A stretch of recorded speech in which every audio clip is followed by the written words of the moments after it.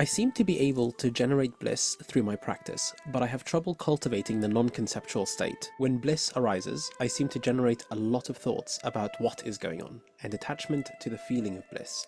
How do I stop grasping at bliss? It's a good question to respond. It's about grasping, right? Yeah. First of all, we have to go gently. See if we can turn this question onto the path, spiritual opportunity. First of all, she or he said bliss arises, right? Arises or generate bliss. Yeah, it's good. It's good to have a bliss, no? Blissful feeling. So Vajrayana practice is producing bliss, so something working. So this could be an indication that the method are working to open subtle body, subtle channel and the energies. But also he's or she's asking, that means as you rightly sense, bliss alone is not the goal. In Vajrayana, bliss is byproduct or support, not the end point. That's not the point. Generating bliss, coming to the non-conceptual state, try to be a non-conceptual is not the end point.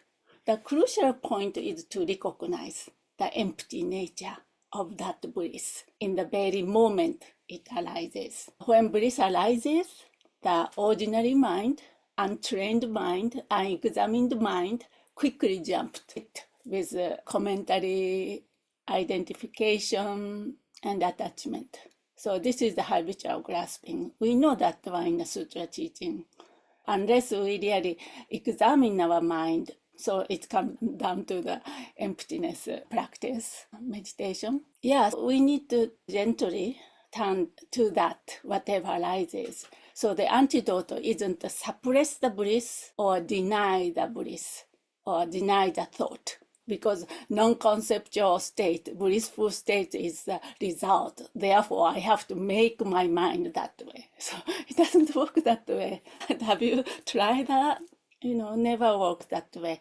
So we need to gently turn the awareness toward whatever arises. Then one technique is maybe relax, awareness toward the spacious, luminous openness or quality of mind itself. Instead of focusing on the content of the bliss, for example, the sensation, emotion, or feelings, notice the knower of the bliss or the experiencer of the bliss. Who is experiencing? Where is this bliss occurring?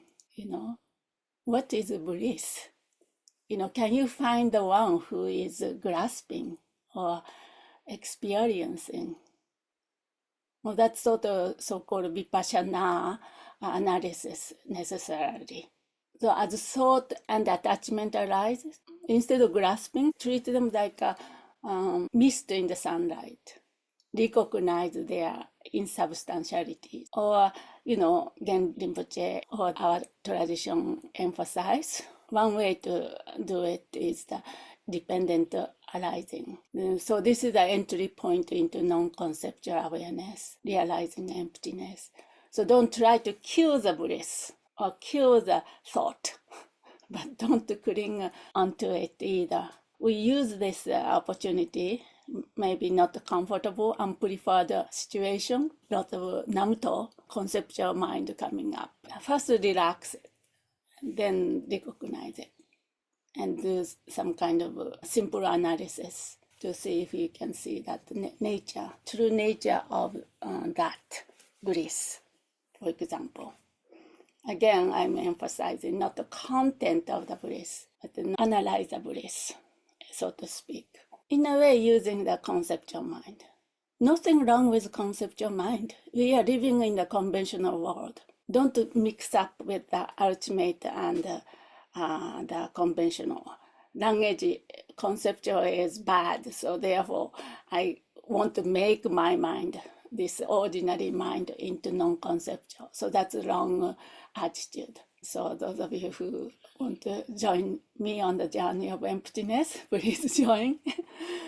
And also you can remind yourself this bliss experience is impermanent, just a reflection, just a taste. May this be the fuel for deeper realization, not a distraction. Or something like that. You can make prayers. with this aspiration, even grasping can become a part of the spiritual journey. You know what I mean? These things, whatever arises, we turn into our spiritual journey. So this is a good one, good question in a sense. Maybe not necessarily bliss, but in your experience, maybe meditation experience, you are good feeling, oh, today we have a very good session. Then try to repeat that state, try to generate the same state or something. Never works that way.